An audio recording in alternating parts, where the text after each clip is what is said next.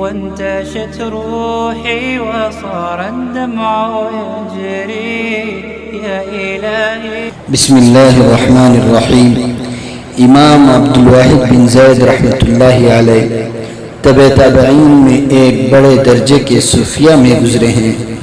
حضرت حسن بصری اور مالک بن دینار رحمہ اللہ کے شاگردوں میں سے ہیں. وہ کہتے ہیں کہ ایک بار میں بیت المقدس آیا اور صخرے میں داخل ہو کر اندر سے بند کر لیا. جب رات طاری ہو گئی تو میں نے دروازہ کھولا.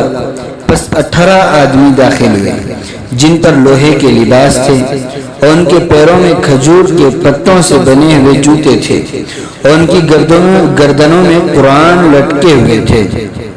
ان کی وجہ سے بیت المقدس نور سے بھر گیا. ان میں سے بعض سے کہا کہ یہ عبدالواحد امام الزاہدین ہیں، زاہدوں کے امام ہیں.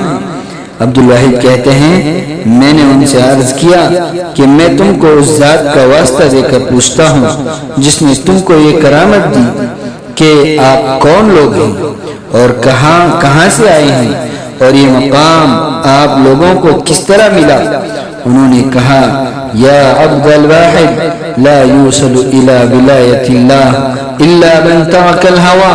اے عبدالواحد اللہ کی ولایت اسی کو ملتی ہے جو خواہش کو ترک کر دیتا ہے. اور بعض نے کہا ما عرف اللہ عز وجل من لم یستحی منہ فی الخلاء. اس نے اللہ کو نہیں پہچانا جس نے خلوت و تنہائی میں اللہ سے حیا نہیں کی. اللہ تعالی قرآن مجید میں فرماتے ہیں ان الذین یخشون ربهم بالغیب لهم مغفرۃ واجر کبیر. بلا شبہ وہ لوگ جو غیب یعنی خلوت میں اپنے رب سے ڈرتے ہیں ان کے لیے مغفرت اور بڑا اجر ہے. اس ویڈیو کو لائک کریں، شیئر کریں اور ہمارے چینل کو سبسکرائب کریں اور بیل آئیکن پر کلک کریں.